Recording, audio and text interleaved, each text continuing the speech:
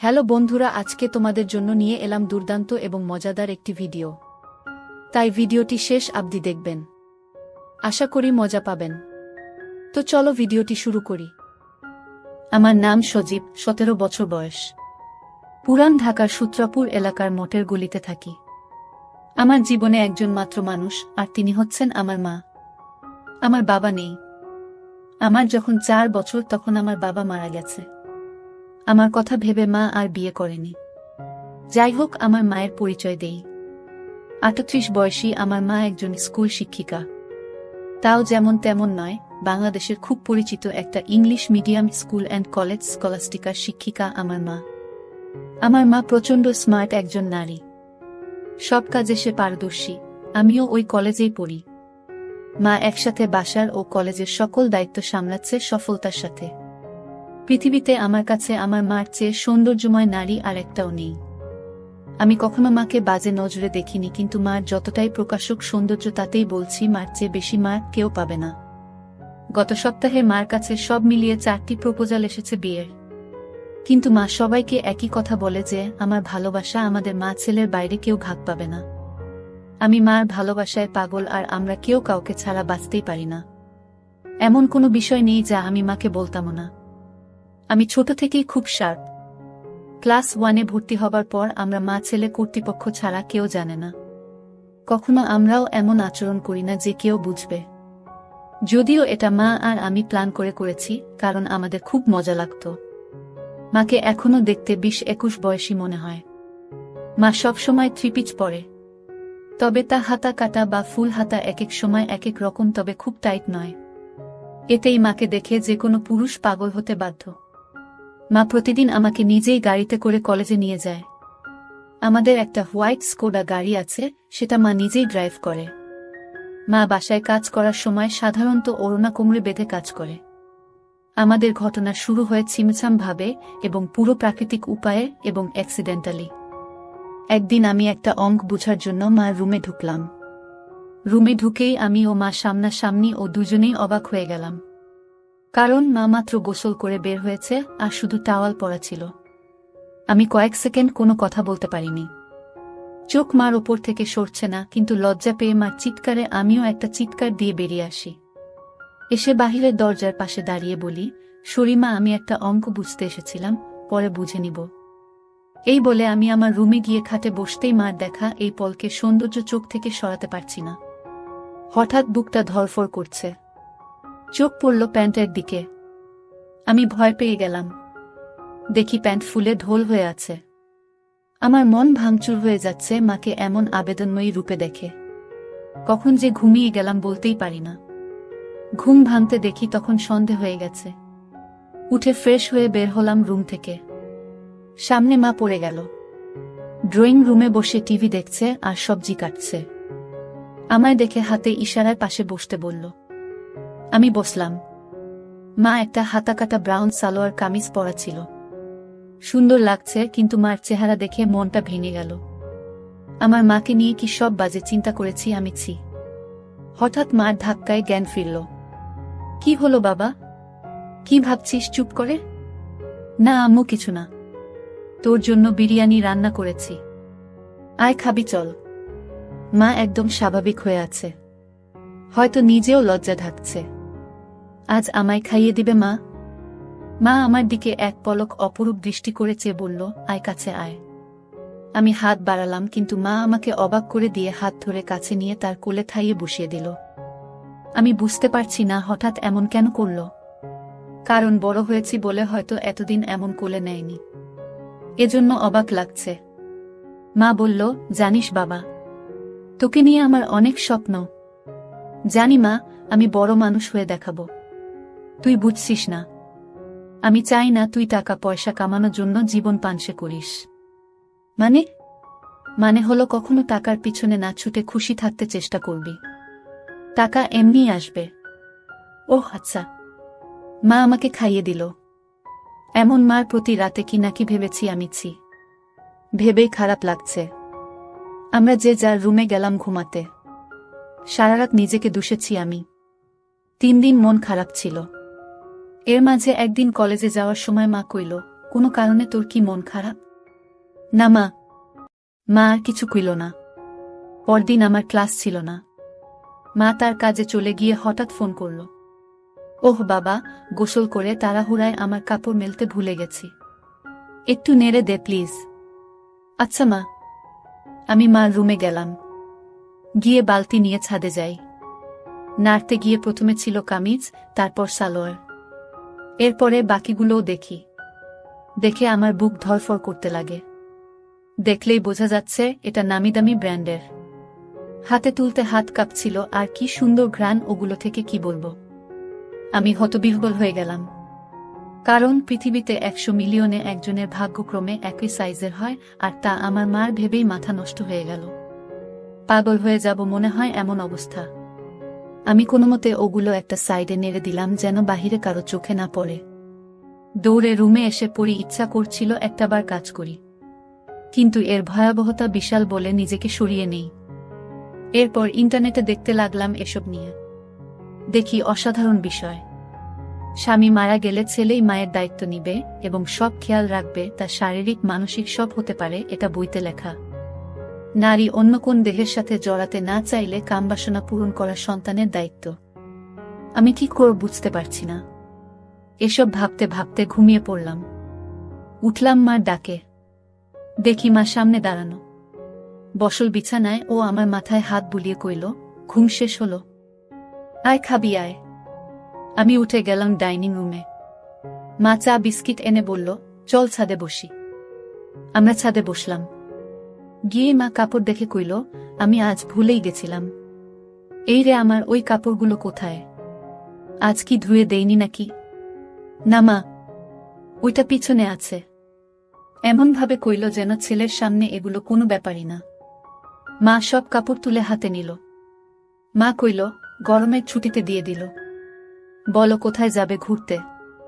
আমরা তো বাসায় সময় কাটাই না, চলো এই ছুটি বাসায় নিজেদের সময় দিই। মা অপলক তাকিয়ে আছে আমার দিকে। কি মা ভুল বলেছি? মা আমার গালে হাত বুলিয়ে কইল, কোনো ভুল বলিসনি বাবা, তুই অনেক বড় হয়ে গেছিস বাবা। Love you baby. বলেই মা আমায় বুকে জড়িয়ে ধরল। এটা অবশ্য সব সময় হয়, কিন্তু আজ ভিন্ন একটা ঘ্রাণ আসছে মার গায়ে। এটা মমতা আর কি একটা ভিন্নতা বুঝলাম না। তো পরদিন আমি টিভি দেখছি আর মা ঝাড়ু দিচ্ছে। আমি দেখলাম মা আজ ওড়না পরেইনি, আর ঝাড়ু দেওয়ার সময় একটু ঝলক দিচ্ছে। আমি জানি না কেন চেয়ে চেয়ে মাকে দেখছিলাম। হঠাৎ একবার আমিও মার দিকে তাকালাম, মাও তাকালে চোখাচোখি হল। আমি খুব ভয় ও লজ্জা পেয়ে গেলাম। মা না জানি কি ভাবছে। আমি আর তাকালামই না। ভয়ে ভয়ে আছি কি যেন বলবে আমাকে। এমন সময় কাজ শেষ করে এসে মা পাশের সোফায় বসল, আমার গা ঘেঁষে আমার কাঁধে হাত রেখে। আমি ভয়ে কাঁপছিলাম।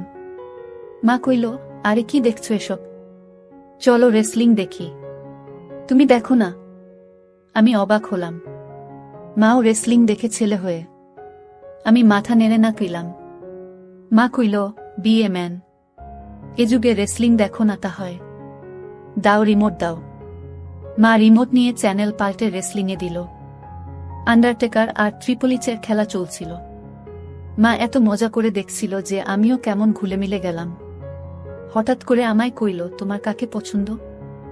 আমি তো দেখি না, কিন্তু আন্ডারটেকার এই তো আমার ছেলে, সে খুব জোশ। আমি অবাক হয়ে গেলাম। মার প্রতি একটা কৌতূহল হল। মাঝে এনিবি ও মার্গারেটের লাইভ হবে এটা বিজ্ঞাপন দিল। আমি মনে করেছি হয়তো মেয়েদের খেলা দেখবে না আমি সামনে থাকায়, কারণ মেয়েরা খেলে ছোট কাপড় পরে। কিন্তু মা আমায় অবাক করে দিয়ে আরো গা ঘেঁষে বসে কইল, এবার মজা হবে। বলেই জুস আর পপকর্ন নিয়ে এলো। আমি উঠে যাচ্ছি লজ্জায়। মা আমায় থামিয়ে কইল, আরে বস, মজা হবে এদের খেলায়। আমি মার্গারেট আর তুই এনিবি, ঠিক আছে? আচ্ছা।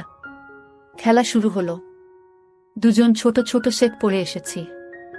মা বেশ মজা করে দেখছে। আমি শুধু মাকে দেখে অবাক হচ্ছি। মাঝে এড দিলে মা তখন আমার দিকে ফিরে আচমকা কইল, তুমি আমাকে বন্ধু মনে করো? আমি হঠাৎ একথা শুনে অবাকই হলাম। অবাক হবার কিছু হয়নি। উত্তর দাও বাবা। আমার আর কে আছে তুমি ছাড়া? তুমি তো আমার সবকিছু। তাহলে একসাথে মায়ের সাথে ফ্রি হতে সমস্যা হচ্ছে কেন গাধা? এটা জাস্ট খেলা। আসলে ওরা ছোট কাপড় পরা, তাই মা ছেলে একসাথে এসব দেখা, এজন্য লজ্জা লাগছে। মা হাসতে হাসতে শেষ। আরে বোকা ছেলে, আমি না তোর মা? লজ্জা কিসের আমার সাথে? এগুলো অনেক আগের মূর্খ সমাজে চলতো, এখন না। শোনো, আমরা মা ছেলে ছাড়া আর কেউ নেই আমাদের জীবনে। আমরা চিল করব না তো কে করবে বলো? মানে আমরা একসাথে এগুলো দেখলে কিছু হয় না। আর ছোট কাপড় পরার জন্য এমন লজ্জা কেন? তুই পড়িস না নাকি? পড়ি তো। আমিও তো পড়ি, তাতে কি হয়েছে? এসব উলটপালট কথা বলবি না। পোশাক কখনো মানুষের স্বভাব ঢাকে না। মনে বিষ নিয়ে যদি বুরখা পরে ঘোরা হয়, তাহলে বুরখা পরার কোনো মানে হয় না। আমি মাথা নাড়লাম। এরপর খেলা শুরু হলে দেখা শুরু হলো আমাদের। হঠাৎ মা কইল, চল বাজি হবে, আয় দেখি কে জিতে। আজ মার্গারেট জিতবে। আমিও আর লজ্জা না পেয়ে মাকে সঙ্গ দিলাম। আমরা রক্তহীন করা খেলায় শেষে আমিই জিতে গেলাম। পুরো 10,000 টাকা জিতলাম আমি, কিন্তু মা একটু মন ভারী করল না। বাহ, বেশ টাকা আয় হলো। মাঝে মাঝে এমন হলে বড় লোক হয়ে যাব। তা তো হবি, তবে জিতলি আমাকে কি খাওয়াবি বলো? তুমি কি খেতে চাও মা? তোকে খাবো। আমাকে কিভাবে খাবে? আরে বোকা, এমনি কইলাম। আচ্ছা, আমি ঘেমে গেছি, যাই গোসল করে আসি। মা গোসল করতে গেল। আমি টিভি দেখছি। হঠাৎ শব্দ মার গলার। আমি দৌড়ে যাই মার রুমে। গিয়ে আবার অবাক হয়ে গেলাম। আজ সেদিনের মতো নয়, কিন্তু আজ মাকে সম্পূর্ণ ভিন্নতর দেখলাম। আমি হাঁ করে তাকিয়ে রয়েছি। কিরে, কি দেখিস? অবাক হয়েছিস না? আমি মাথা নেড়ে হা বলি। কিন্তু এত টাইট যে? ও, তুই টাইটের কথা বলছিস? আমি বলছি, এটা আমার অনেক আগের জামা। এই জামার বয়স তোর চেয়ে 2 বছর বেশি। কি বলছো এগুলো? ওয়াও। হ্যাঁ ওয়াও। সুন্দর না? নাকি খারাপ লাগছে? খারাপ লাগে তোমার ভূত। একদম পরি লাগে আমার মাকে। কিন্তু আসলেই অনেকদিন বলে টাইট হয়ে গেছে। কেমন যেন লাগছে। যদি কিছু মনে না করো একটা কথা বলি মা? হ্যাঁ বলো। তোমাকে টাইট ড্রেসেই ভালো লাগে কেন যে সবসময় আলখাল্লা পরে থাকো বুঝি না। মডার্ন যুগের এত উপদেশ আমাকে দাও আর নিজে সেকেলে। মনেই হয় না ইংলিশ মিডিয়ামের টিচার তুমি। আমার বদমাইশ ছেলে। আয় বুকে আয়। ইদানিং তুমি চেঞ্জ হয়ে যাচ্ছ যে। খুব আদর সোহাগ করছো যে। মা আমায় ছেড়ে দিয়ে মুখটা মলিন করে বাথরুমে চলে গেল। আমিতে ভয় পেয়ে গেলাম। কি বলতে কি বলে দিলাম। একটু পরে মা আবার আলখাল্লা পরে হাতে ওই জামাটা এনে আলমারিতে রেখে ধপাস করে বন্ধ করে নিচে কিচেনে চলে গেল। আমি কি বলো বুঝতে পারছি না। আমিও পিছনে গেলাম। কইলাম, মা রাগ করেছ? সরি মা। আর এমন বলবো না। মা কথাই বলছে না। আমি পিছনে ঘুরছি, কিন্তু মা পাত্তাই দিচ্ছে না। শুধু চোখে পানি ভরে কাজ করছে। কিচেনের জিনিসে রাগ ঝাড়ছে। টেবিলে খাবার দিয়ে মা ওপরে যাচ্ছে। তখনই আমি মার পায়ে পড়লাম ও কইলাম, আর কখনো এমন বলবো না মা। ক্ষমা করে দাও। কেঁদো না মা। তুমি ছাড়া আমার আর কে আছে বলো? মা কেঁদে দিয়ে আমায় জড়িয়ে ধরে কইল, আমিও তো তাই বলছি। তুই ছাড়া আমার আর কে আছে? তোকে আদর সোহাগ করব না গো কাকে করব? তুই তো আমার সব রে বাবা। সরি, আর হবে না মা। আমি সবসময় তোকে ভালোবাসি বোকা। আর এমন বলিস না। আমাকে প্লিজ একা করে দিস না তোর বাবার মতো। না মা, আমি তোমার সব কথা শুনবো ও মেনে চলব। আমারও সব কথা মানতে হবে তাহলে? মা মুচকি হেসে চোখ মুছে কইল, তাহলে ওই ড্রেস পরে এসো আর আমাকে খাইয়ে দাও। মার মুখে উজ্জ্বল হাসি। মা রুমে গিয়ে 2 মিনিটে চলে এলো ওই ড্রেস পরে। আমি কইলাম, তোমায় একদম ক্লাস 10-এর মেয়ে মনে হয় মা। যে কোনো কাপড়ে বোঝাই যায় না তোমার বয়স 38। মা মুচকি হেসে আমায় নিয়ে বসে খাওয়াল। তারপর আমরা যে যার মতে রুমে গিয়ে ঘুমালাম। এভাবে মা আর আমি আর কিছু না করে ছুটি শেষ করলাম। ছুটির পরে আমাদের কলেজে একটা সাংস্কৃতিক অনুষ্ঠান হয়। সবাই নাম দেয়। আমিও নাম দিই গানে। আমরা পারফর্ম করি, অনেকেই অনেক রকম করে। মেয়েরাও পারফর্ম করে ড্যান্সে। হঠাৎ একটা ড্যান্স চালু হয়। দেখলাম কয়েকজন মধ্যবয়সী নারী ঘোমটা দিয়ে স্টেজে উঠল। এরপর গান চালু হতেই ঘোমটা খুললে আমি আকাশ থেকে পড়লাম। মা লিডিং ড্যান্সার, আর মারাত্মক লাগছে তাকে। মা একটা হলুদ শাড়ি পরেছে, যা মারাঠি স্টাইলে বাঁধা ও নাভি বরাবর। এতেই সবার হৃদস্পন্দন বাড়িয়ে দিল। সবাই হুররে বলে অনুষ্ঠান শেষ করল। আমার মা এত সুন্দর নাচে তা জানতাম না। ছেলেরা সবাই তো বলছেই, সাথে মেয়েরাও বলছে ম্যাম খুব স্মার্ট। আমার খুব গর্ব হলো এটা শুনে। আমরা বাসায় গিয়ে আমি মার সাথে কথা বলছি না। মা তা দেখে কইল, কি হয়েছে আমার প্রাণ ভোমরা? ইস, আবার প্রাণ ভোমরা বলছে। কখনো তো বলনি নাচতে পারো। আমাকে তো কখনো নাচ করে দেখাওনি।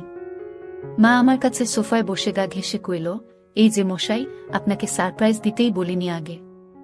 এখন আপনিও তো অবাক হলেন, তাই না?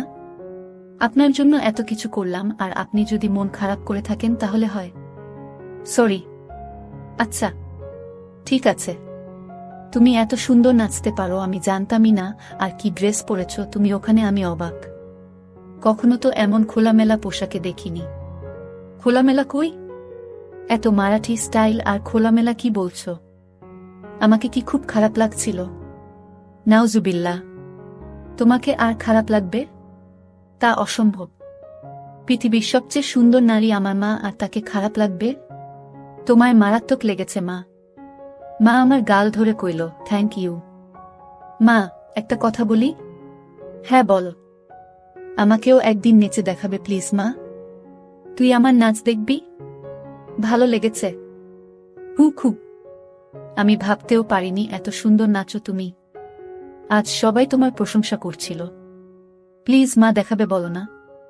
অবশ্যই দেখাবো বাবা। আমার পৃথিবী তুই, আর তোকে খুশি করতে সব করতে পারবো। বল, কি ড্যান্স দেখবি? যেই কস্টিউম আছে তার বিচারেই যা ইচ্ছা তোমার। আচ্ছা তুই বস, আমি আসছি। বলে মা গেল রুমে। একটু পরে এসে আমায় পুরো চমকে দিল। মা একটা শাড়ি পরেছে, যা ট্রান্সপারেন্ট মেরুন রঙের।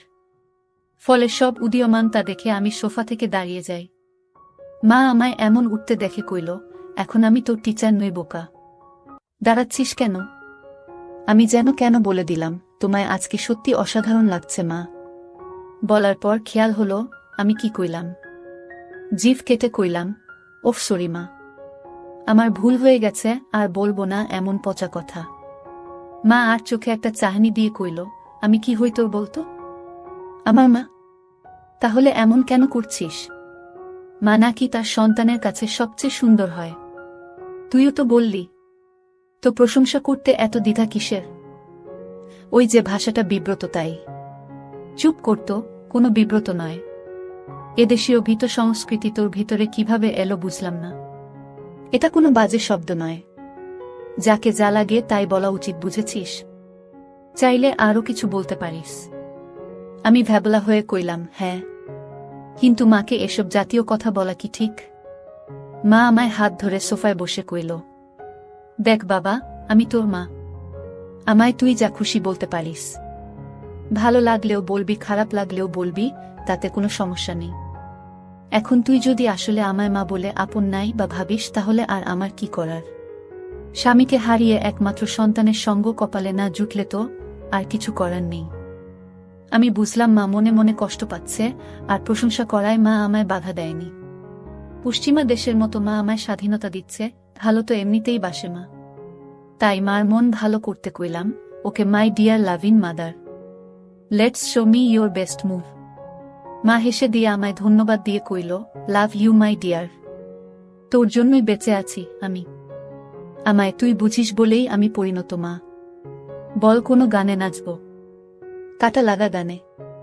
মা চোখ বড় করে কইল, নটি বয়।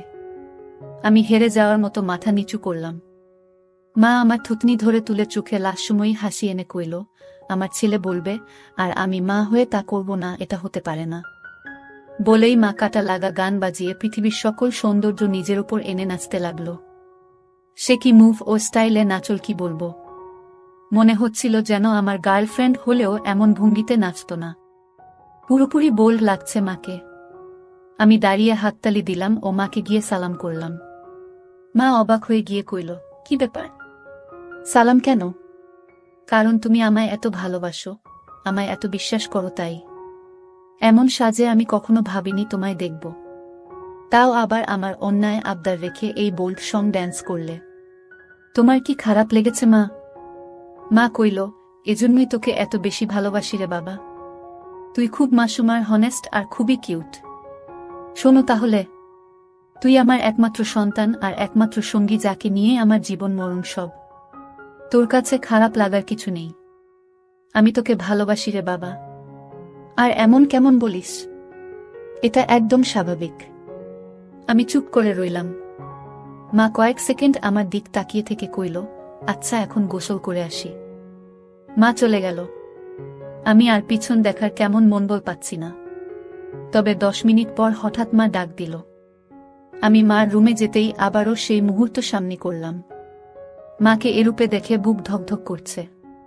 আমি কিছু বলতে পারছি না, কিন্তু মা আমায় দেখে মোটেও বিচলিত নয়। একটু কড়া কণ্ঠে কইল, বস বিছানায়। আমি কি করব বুঝতে পারছি না। মা এবার আরও একটু কড়া হয়ে কইল, বসতে কইলাম না? আমি চট করে বসলাম। মা আরেকটা তোয়ালে দিয়ে চুল মুছে তাতে বেঁধে এসে আমার পাশে বসল। আমি নিচের দিকে মুখ করে আছি। আমার দিক তাকা। আমি তাকালে মা কইল, আমি তোর কি? মা, আমি খেয়াল করছি সেই দিন এমন তোয়ালে পরা দেখার পর থেকে তুই পাল্টে গেছিস। কেন এমন কেন করছিস? আমি সরি মা। আমি আসলে সেদিন একটা অঙ্ক বুঝতে এসেছিলাম। জানতাম না তুমি গোসল করে তোয়ালে পরে বের হয়েছিলে। তাই ঢুকে পড়ি আর হবে না মা। ভুল হয়ে গেছে। আর একটা কথা বললে একটা চড় মারব। তোকে সারা জীবন এ শিক্ষা দিয়েছি আমি? আমি না তোর মা? তুই ছোট থেকে আমায় এমন দেখেছিস, এখন একটু বড় হয়েছিস বলে আর দেখিসনি। তাতে এমন করার কি হলো? কিন্তু এখন তো আমি বড় হয়ে গেছি মা। আবার কথা বলে। সন্তান আজীবন মার কাছে ছোটই থাকে, আর তোয়ালে পরে দেখায় কি দুনিয়া উল্টে গেছে? আমায় কি তোয়ালেতে দেখতে এতটাই বিশ্রী? আমি মার মুখে হাত দিয়ে কইলাম, না মা, দুনিয়াবি সবচেয়ে সুন্দর তুমি, যা সব কিছুতেই। তাহলে এত কাহিনী কেন? আমি ভেবেছি তুমি আমায় কি নাকি ভাববে, তাই ভয়েছিলাম। শোনো, আমাদের আমরা ছাড়া আর কে আছে যে নিজেদের স্পেসটুকুও নষ্ট করব? তোয়ালে পরে দেখলে কিছুই হয় না বাবা। আয় বুকে আয়। এরপর মা কইল, তোর খিদে লাগেনি? যা ড্রয়িং রুমে বস। আমি আসছি। আমি অপেক্ষা করছি। মা এলো কিচেনে। রান্না করছে আর গুনগুন করে গান গাইছে। আমি পিছন থেকে জড়িয়ে ধরলাম মাকে। পিছন তাকিয়ে দেখে আমি হাত সরিয়ে নিই। মা মুচকি হেসে আমার হাত ধরে গান গাইতে থাকল। আমিও হাত দিয়ে জড়িয়ে ধরে কইলাম, কি ব্যাপার? মনে এত খুশি? আমার জীবনে এমন একটা ছেলে থাকলে খুশি হব না? বল, কি খাবি? স্যুপ? আচ্ছা যা, টিভি দেখো। আমি আসছি স্যুপ নিয়ে। আমি বসে টিভি দেখছি। মা স্যুপ এনে আমায় খাইয়ে দিল, ও নিজেও খেল। আচ্ছা, আমার কিছু শপিং করতাম। তুই থাক একটু বাসায়, আমি চলে আসবো তাড়াতাড়ি। মা শপিং করতে চলে গেল। এলো অনেকগুলো ব্যাগ নিয়ে। সব নিয়ে সোজা রুমে রেখে এলো। কি কিনলে? এমনি কিছু জিনিস। মা এড়িয়ে গেল। বুঝলাম হয়তো নিজের কাপড় কিনেছে, তা তো আর ছেলেকে দেখানো যায় না। যাই হোক, পরদিন কলেজে যাওয়ার জন্য গাড়িতে বসে আছি মার জন্য। মা গেট লাগিয়ে যখন গাড়িতে এলো তখন আমি আকাশ থেকে পড়লাম। মা একটা হলুদ ট্রান্সপারেন্ট শাড়ি পরেছে ম্যাচিং ব্লাউজের সাথে। মনে হলো আমি আকাশ থেকে পড়লাম মাকে এমন রূপে দেখে। মা আমার চেয়ে থাকা দেখে কইল, কি হলো, এমন তাকিয়ে আছিস কেন? তুমি অনেক পাল্টে গেছো মা। মুচকি হেসে কইল, এটা কি তোর খারাপ লাগছে? আরে না না, আমার কাছে উল্টো ভালো লাগছে। মা চোখ কুঁচকে কইল, ভালোটা আবার কেন? আমিও চাই তুমি নিজের জীবন সাজাও, ভালো ও খুশি থাকো। পোশাকটা না হয় তারই শুরু। মার মুখে উজ্জ্বল গর্বের হাসি। আজকে অসাধারণ লাগছে মা। আমি ভাবছি এখন থেকে শাড়ি পরব। ভালো ডিসিশন, কিন্তু শুধু শাড়ি কেন? এমনি না হলে আর কি পরা যায় বলতো? মা আমাকে জিজ্ঞেস করছো? মা কাকের মতো আশেপাশে তাকিয়ে কইল, আর কাউকে দেখছিস গাড়িতে? না মানে একজন মা তার ছেলের সন্তানের কাছে পোশাকে সিদ্ধান্ত চায় তাই কইলাম। বাংলাদেশে এটা স্বাভাবিক নয় যে। আমার কাছে সবকিছু তুই, তাই আমার কমেন্ট তুই করবি। বল কেমন পরব? সত্যি ফ্রেন্ডলি বলবো? এবার চর খাবি? সরি সরি বলছি। মা আমার দিকে তাকিয়ে রইল কয়েক সেকেন্ড। মার এই রহস্যঘন তাকানো বুঝি না। ওয়েস্টার্ন? বলেই মা গাড়ি চালাতে লাগলো। আধা ঘন্টা গাড়ি চালানোর পর মা আমাকে একটা পার্কে নিয়ে গেল। মা আমার পাশে বসে কথা বলছিল, হঠাৎ মায়ের হাত আমার নিচে দিল। তখন আমার আর বুঝতে বাকি রইল না মা কি করতে চাইছে। আমি বুঝতে পারছিলাম যে মা আমার জন্য পাগল হয়ে গেছে, নিজেকে আর আটকে রাখতে পারছে না।